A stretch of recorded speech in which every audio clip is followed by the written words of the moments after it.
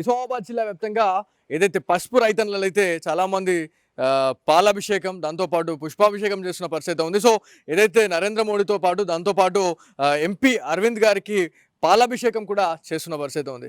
So Nizamabad గడ్డపైనే పసుపు board కార్యాలయాన్ని కూడా ఏర్పాటు చేసుకున్నామని చెప్పేసి ఇవాళ సంబరాలు కూడా ఇవాళ జిల్లా వ్యాప్తంగా మిన్నంటాయని చెప్పుకోవాలా. నిజామాబాద్ జిల్లా కార్పొరేటర్స్ అయితే ఉన్నారు. మాజీ కార్పొరేటర్ సీతారాం నర్కల్ని కార్పొరేటర్ అయితే ఉన్నారు. అన్నతో మాట్లాడడం. అన్న మీరు చెప్పండి అన్న, ఇవాళ ఏదైతే పసుపు రైతన్నలు చాలా మంది ఆనందం వ్యక్తం చేస్తున్న పరిస్థితి ఉంది. సొంత గడ్డపైన ఇలా మన పసుపు కార్యాలయాన్ని కూడా ఏర్పాటు చేసుకున్న ఘనత ఎవరికైనా ఉంది. దాని గురించి పోరాడిన ఏకైక వ్యక్తి ఎవరు ఉన్నారంటే ఎంపీ అరవింద్ గారే. సో ఏం చెప్పాలనుకుంటున్నారు? జై శ్రీరామ్, భారత్ మాతాకి జై. ముందుగా ఈ దేశంలో బీజేపీ అంటే ఒక పట్టుదలమైనటువంటి ప్రజల కోసం సేవ చేసే పార్టీ బీజేపీ. అందులో పనిచేస్తున్నటువంటి ఈరోజు నిజామాబాద్లో 2 సార్లు ఘన విజయం సాధించినటువంటి ఏకైక వ్యక్తి గౌరవనీయులు మా పార్లమెంట్ సభ్యులు అరవింద్ గారు అని చెప్పి ఈ సందర్భంగా తెలియజేస్తా ఉన్నాను. ఎందుకొరకంటే ప్రజల కొరకు ఎన్నుకోబడినటువంటి నాయకుడు ఎవరైనా ఉంటే ప్రజలు ఆశిస్తున్నటువంటి సమస్యలు, ప్రజలు కోరుకుంటున్నటువంటి కోరికలు నెరవేర్చడానికి నిలబడ్డ నాయకుడే సరైన నాయకుడు. ఇవాళ నిజామాబాద్ జిల్లాలో పసుపు రైతులు గత 30-40 సంవత్సరాల నుంచి అవస్థలు పడుతూ ఉన్నారు. పసుపు యొక్క స్మెల్ అంతా తీసుకొని రోగాన పడినటువంటి సమస్యలు ఉన్నాయి. కేంద్రంలో రాష్ట్రంలో కాంగ్రెస్ పార్టీ పరిపాలించినప్పుడు కానీ, ఈ రాష్ట్రంలో బీఆర్ఎస్ పార్టీ 10 సంవత్సరాలు పరిపాలించినప్పుడు కానీ ప్రజలకు మోసం చేసి పరిపాలన చేసి ఇలా కనుమరుగైందని చెప్పేసి ఈ సందర్భంగా తెలియజేస్తున్నాను.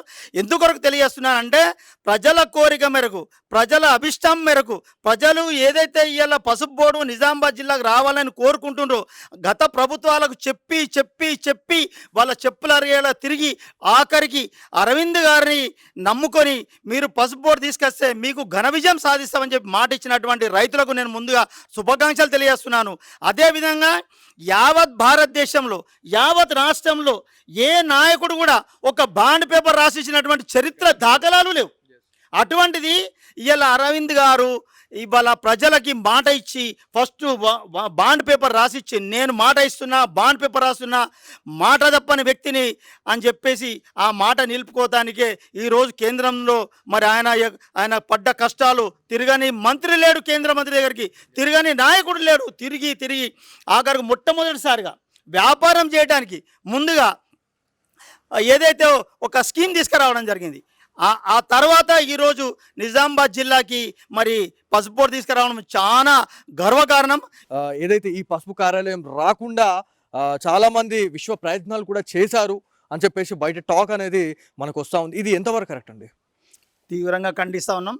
మూర్ఖులు వాళ్ళు, రాజకీయ చతురత లేనటువంటి వ్యక్తులు, ప్రజలకు సేవ చేయాలనే సంకల్పం లేనటువంటి వ్యక్తులు వాళ్ళు. కాబట్టి ఒక మంచి పని జరుగుతుంటే ఆస్వాదించాలా, స్వాగతించాలా, దాన్ని అభినందించాలా. అటువంటిది పోయి 24 గంటలు పసుపు బోర్డు తెచ్చిండు. ఇదే వ్యవస్థ. ఎందుకొరకంటే గత ప్రభుత్వం బీఆర్ఎస్, అంతకుముందు ఉన్నటువంటి ప్రభుత్వం కాంగ్రెస్, కేంద్రంలో రాష్ట్రంలో ఈ 2 ప్రభుత్వాలు మాట తప్పినాయి. ఆ మాటను ఎవరు ప్రజలకు తీసుకురావద్దని దీని మీద బురద జల్లడం తప్ప ఇంకా వేరే ఏం లేదు. దీన్ని తీవ్రంగా ఖండిస్తూ ఉన్నాం. ఇలా మీకు ఏమన్నా రాజకీయ భవిష్యత్తు కనుక ఉంటే ప్రజల కోరిక మేరకు తీసుకొచ్చినటువంటి పసుపు బోర్డుని మీరందరూ స్వాగతించాలా, అభినందించాలా. ఇంకా మంచి పనులు చేయాలని మీ పెద్దలు ఎవరైనా ఉంటే సూచనలు ఇవ్వాలి. కానీ ఈ విధంగా అబండాలు చేసి అవాకులు చవాకులు పేల్చి ఎంతసేపు రాజకీయం నడిపిస్తూ ప్రజలను గందరగోళం పట్టిస్తే ప్రజలు గుర్తిస్తుండ్రు. ప్రజలు బోర్డు తెచ్చిందని తెలుసు. ఇవల్ల ప్రజలు ఎవరు కూడా రాజకీయంలో మాటిచ్చిన నాయకుడు ఎవరు కూడా లేరు. మాటిచ్చిన నాయకుడు నిలబెట్టుకున్న వ్యక్తి అరవింద్ గారు అని చెప్పేసి ప్రజలు గుర్తిస్తూ ఉన్నారు. రాబోయే రోజులల్లో కూడా ఈరోజు తెలంగాణలో ప్రజలు బీజేపీకి పట్టం కడతారు. ఖచ్చితంగా బీజేపీ పార్టీ అధికారంలోకి వస్తుందని చెప్పి ఈ సందర్భంగా నేను తెలియజేస్తా ఉన్నాను. అంటే చాలా మంది చెప్తున్న మాటలు ఏంటంటే ఇక్కడ నిజామాబాద్ జిల్లాలో ఉన్నటువంటి ఎమ్మెల్యేలు కావచ్చు, లేకపోతే ఎవరైతే కాంగ్రెస్ నాయకులతోని చర్చించినప్పుడు ఏదైతే పసుపు కార్యాలయం గురించి మాకు కేటాయించండి ఒక కార్యాలయం కావచ్చు అని చెప్పేసి మాట్లాడినప్పుడు కూడా వాళ్ళు ఎవరు కూడా సపోర్ట్ చేయలేదు. ఎవరు కూడా ఒకవేళ ఈ కార్యాలయం వస్తే మళ్ళీ మన పప్పేం ఉడకదు అన్నట్టుగా ఇలా చాలామంది కాంగ్రెస్ నాయకులు కూడా ఇదంతా కూడా అంటే తిరస్కరించడం జరిగిందని చెప్పేసి కూడా బయట టాక్ అయితే వస్తూ ఉంది. ఇది ఎంతవరకు కరెక్ట్ అండి? అంటే ఎంపీ అరవింద్ గారు వాళ్ళ ఇంటి కోసం చేయట్లేదు, అంటే ఇదంతా కూడా రైతన్నల కోసం చేస్తున్నా కూడా ఇంత నెగిటివ్ ఇంపాక్ట్ అనేది వాళ్ళు ఎందుకు చూపిస్తూ ఉన్నారు? ఒకవేళ ఇది మంచి జరిగితే మళ్ళీ వాళ్ళకి ప్లస్ అవుతుందని ఇట్లాంటి థింగ్స్ చేయడం అనేది చాలా వరకు బాధాకరం అండి. చాలా దారుణం. కాంగ్రెస్ పార్టీ అధికారంలో ఉంది. కాంగ్రెస్ పార్టీ నుంచి ఎన్నికైనటువంటి రూరల్ ఎమ్మెల్యే గారు ఇవాళ ప్రభుత్వము కొన్ని లక్షల రూపాయలు కోట్ల రూపాయలు ఖర్చు పెట్టి ప్రజలకు అందుబాటులో ఉండాలని చెప్పి మీకు కార్యాలయం కడితే నేను బాధ్యత గోవర్ధన్ కట్టిన కార్యాలయంలో నేను నా ఇంటి దగ్గర ఉంటా అని ప్రజలకు దూరంగా ఉండి ప్రజలకు పని చేయకుండా మా చాలాసార్లు పేపర్లలో అవిట్లలో చూశాను నేను. ఇటుక బట్టి ఎమ్మెల్యే వసూళ్ళ ఎమ్మెల్యే అని ఏదేదో అంటా ఉన్నారు, నేను వింటా ఉన్నా. ఇది మూర్ఖత్వం పని. అరవింద్ గారు ఇలా బీజేపీ పార్టీ ఉండి రాష్ట్రంలో అధికారం లేనప్పటికీ కూడా ఆయనకున్నటువంటి చాకచత్యం, ప్రభుత్వం కట్టినటువంటి ఏదైతే ఇవాళ ప్రజల కోసం కట్టినటువంటి ఏదైతే ఆ ఆఫీస్ ఉందో ప్రజలు వినియోగించుకోవాలా, అది మరుగున పడ్డది. ఇలా ప్రభుత్వం వచ్చి 16 నెలలు దాటిపోతూ ఉన్నది, 18 నెలలు దాటిపోతూ ఉన్నది, 2 ఇయర్స్ దగ్గరకు వస్తూ ఉన్నది. అది కనీసం అది వాడుకునే పరిస్థితి లేదు, అది మరుగున పడ్డది. కనీసం నిజామాబాద్ రైతాంగానికి పసుపోటు రైతాంగానికి ఉపయోగపడదని చెప్పేసి ఇలా తనకున్నటువంటి మంత్రివర్యులను తీసుకొచ్చి ప్రజలకు ఉపయోగపడే విధంగా దాన్ని వాడుకోవాలని చెప్పేసి రిక్వెస్ట్ చేస్తే ఆ మాటను నమ్మి ఇలా ప్రభుత్వము ఇలా పసుపోటుకి ఆ బిల్డింగ్ ఏదైతే ఎమ్మెల్యే ఆఫీస్ని కేటాయించడం చాలా హర్షదాయకం. అది ఫైనల్ గా ఏదైతే ఈ రూరల్ ఎమ్మెల్యే క్యాంప్ ఆఫీస్ ని ఇలా పసుపు బోర్డు కార్యాలయంగా ఏర్పాటు చేయడం జరిగింది. సో రైతన్నలకు ఎలాంటి బెనిఫిట్ ఉంటుందని అనుకుంటా ఉన్నారు? అంటే ఇప్పటి వరకు రైతన్నలకు ఎక్కడికో ఏమైనా చెప్పుకుందామన్నా కూడా ఎలాంటి ఆఫీస్ కావచ్చు, లేకపోతే ఇక్కడ కూడా మనకు సపోర్ట్ లేకపోయింది. కాకపోతే ఇక్కడ ఇవాళ ఈ కార్యాలయం ఏర్పాటు చేస్తే రైతన్నలు ఎవరైతే పసుపు రైతన్నలు ఉన్నారో వాళ్ళకి ఎలాంటి బెనిఫిట్ అనేది ఉంటుందండి? నేను చెప్తాను వినండి, దయచేసి మీరు అర్థం చేసుకోవాలి. ఇవాళ జిల్లాలో ఉన్నటువంటి పసుపు రైతులందరూ కూడా ప్రతి చిన్న సమస్యకి జిల్లా హెడ్ క్వార్టర్కి వస్తారు. వాళ్ళకి ఏ పని పడ్డా కలెక్టర్ గారి దగ్గరికి వెళ్తారు, అవసరం వస్తే రైల్వే స్టేషన్కి, బస్ స్టాండ్కి, అవసరం వస్తే మున్సిపాలిటీకి, అవసరం వస్తే కోర్టుకి, అవసరం వస్తే దవాఖానలకి, ఏ పని మీద వచ్చినా జిల్లా హెడ్ క్వార్టర్కి వస్తారు. హెడ్ క్వార్టర్కి వచ్చినప్పుడు ఒక విలేజ్ నుంచి దాదాపు 30, 40, 50 కిలోమీటర్ల నుంచి వచ్చే ప్రతి రైతు కూడా ఒక పని మీద రాడాయన. వస్తే పసుపు రైతు మీద ఏమైనా సమస్యలు ఉంటే జిల్లా హెడ్ క్వార్టర్ కాబట్టి ఈ నిజామాబాద్ జిల్లా హెడ్ క్వార్టర్ నిజామాబాద్ టౌన్ ఏదైతే ఈ జిల్లాకు ముఖం లాంటిది, దాన్ని ఇక్కడ పెట్టడమే అందరికీ శ్రేయస్కారం. కాబట్టి ప్రజలందరూ ఇది హర్షిస్తూ ఉన్నారు. జిల్లా హెడ్ క్వార్టర్కి వస్తే మా సమస్యలన్నీ తీరుతాయి. అవసరం వస్తే మేము కలెక్టర్ దగ్గరికి వెళ్ళొచ్చు, అవసరం వస్తే జిల్లా హెడ్ క్వార్టర్లో ఎంపీ గారికి, ఎమ్మెల్యే గారికి అందరికీ కూడా మేము కలిసి మా యొక్క సమస్యలు పరిష్కరించడానికి అవకాశం దొరుకుతాయని చెప్పేసి ఈ సందర్భంగా అందరూ హర్షిస్తూ ఉన్నారని చెప్పి తెలియజేస్తా ఉన్నాం. ఫైనల్గా ఏదైతే అరవింద్ గారి గురించి కావచ్చు, లేకపోతే పసుపు బోర్డు చైర్మన్గా మొదటిసారిగా ఎన్నికైనటువంటి ఎవరైతే బాధ్యతలు తీసుకున్నటువంటి పల్లె గంగారెడ్డి గారు, మరి వీళ్ళంతా కూడా నిజామాబాద్ జిల్లా ప్రజలే. నిజామాబాద్ జిల్లాలోనే ఇలా ఇట్లాంటి పసుపు కార్యాలయాన్ని కూడా ఏర్పాటు చేయడం అనేది నిజంగా రైతన్నలకి ఇది ఒక చాలా మంచి శుభసూచకంగా చెప్పుకోవాలి. సో వీళ్ళ పనితనం అనేది ఎట్లా ఉందనుకుంటా ఉన్నారు? ఒక విషయం చెప్పాలంటే మొట్టమొదటిసారి అరవింద్ గారు, మా గౌరవనీయులు ఎంపీ గారు ముందు స్పైసీ బోర్డు ఇవ్వడం జరిగింది. దానివల్ల వ్యాపారాలు పెరిగే అవకాశం ఉంది. నిజం చెప్పాలంటే కొద్దిగానన్నా జ్ఞానం ఉన్నటువంటి నాయకులు ఎవరైనా ఉంటే, మొన్న ఉన్నటువంటి మాజీ మంత్రి బాల్కొండ ప్రశాంత్ రెడ్డి గారు, అదేవిధంగా కవిత మేడం గారు ఆ స్పైసీకి సంబంధించిన ప్యాకెట్లు పట్టుకొని ఫోటోలు దిగడం జరిగింది. మీరు మీ ప్రభుత్వంలో మొట్టమొదటి ప్రభుత్వం వచ్చే ముందు బోధనలో ఉన్నటువంటి షుగర్ ఫ్యాక్టరీని వచ్చిన 6 నెలల షుగర్ ఫ్యాక్టరీ తెరిపిస్తామని చెప్పి 10 ఏళ్ళు గడిచిపోయింది, కనీసం ఒక కాగితం ముక్క కదలలేదు. ఇలా స్పైసీ వ్యాపారం జరుగుతుంటే, మార్కెట్ పెరుగుతూ ఉంటే దాని ఫోటోలు బట్టి దిగిన మీకు కొద్దిగా జ్ఞానం ఉండాలని చెప్పి తెలియదు. ఇంకొక విషయం మాట్లాడుకుంటే, ఏదైతే స్పైస్ బోర్డు వచ్చిన తర్వాత ఇదే గత పాలకులు ఎవరైతే ఉన్నారో అసలు ఇది పనికిరాని స్పైస్ బోర్డుని తీసుకొచ్చి ఇదంతా ప్రజల మీద రుద్దుతా ఉన్నారని చెప్పేసి కూడా అన్న వాళ్ళు కూడా వీలే. కాకపోతే ఈ ప్యాకెట్లు పట్టుకొని మళ్ళీ వాళ్ళు ఇదంతా షో చేయడం ఏంటంటే వాళ్ళకు రాజకీయ అవగాహన లేదు. ఎంతసేపు పైసలు వచ్చి ఓట్లు వేసుకున్నారని చెప్పి నాకు అనిపిస్తూ ఉన్నది. ప్రజలు తెలంగాణ వచ్చిన నమ్మకంతో ఓట్లేశారు, కానీ మూడోసారి మొత్తం మూలకు నూకేశారు. నిజం చెప్పాలంటే స్పైస్ బోర్డు వల్ల ఇలా రైతులు చాలా వ్యాపారాలు చేసుకునే పరిస్థితి, ఎక్స్పోర్ట్ చేసుకునే పరిస్థితి ఏర్పడ్డది. దానివల్ల మీరు అధికారంలో లేకపోయినా ప్యాకెట్లు పట్టుకొని ఫోటోలు దిగడం సిగ్గుచేటని చెప్పి తెలియజేస్తా ఉన్నాను. మీరు హర్షించాలా, ఆస్వాదించాలా. అదేవిధంగా స్పైస్ బోర్డు వచ్చిన తర్వాత కూడా ఇవాళ రెండోది డైరెక్ట్ ఇచ్చిన మాట నిలబెట్టుకొని జిల్లా పసుపు బోర్డు తీసుకురావడం. మహారాష్ట్రలో తెలంగాణ కంటే ఎక్కువ పసుపు అంటున్నప్పటికీ కూడా, తమిళనాడులో కూడా తెలంగాణ కంటే ఎక్కువ పసుపు అంటున్నప్పటికీ కూడా, దాదాపు 10-15 రాష్ట్రాలలో పసుపు అంటున్నప్పటికీ కూడా నిజామాబాద్ తెలంగాణ జిల్లాకు తీసుకురావడం తెలంగాణకే గర్వకారణం.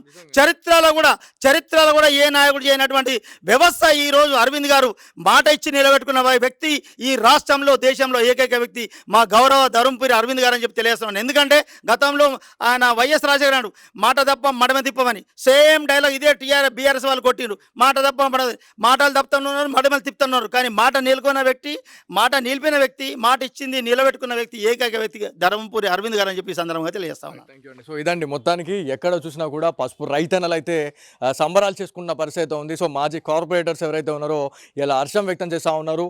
చెప్పిన మాట ప్రకారమే ఇవాళ నిజామాబాద్ జిల్లాకి ఈ పసుపు బోర్డు తేవడం, పసుపు కార్యాలయాన్ని కూడా 2 తెలుగు రాష్ట్రాల్లో ఎక్కడా లేకుండా యావత్ భారతదేశం వ్యాప్తంగా ఎక్కడా లేని విధంగా ఇలా నిజామాబాద్లో సొంత గడ్డపైన ఇలా ఇట్లాంటి పసుపు కార్యాలయాన్ని ఏర్పాటు చేయడం అనేది నిజంగా చాలా మంచి శుభసూచకం అని చెప్పి చెప్తున్న పరిస్థితి ఉంది. సో ఏం చెప్పాలనుకుంటున్నారు?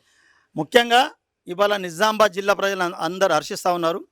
ఇప్పుడున్నటువంటి కాంగ్రెస్ పార్టీ పెద్ద పెద్ద మాటలు మాట్లాడుతుంది. గవర్నమెంట్లో ఉన్నటువంటి ముఖ్యమంత్రి కానీ మంత్రులు కానీ మీరు ఎలక్షన్లు ఇచ్చినటువంటి మాటనే నిలబెట్టుకోలేదు, అవి పూర్తి చేయలేకపోయారు.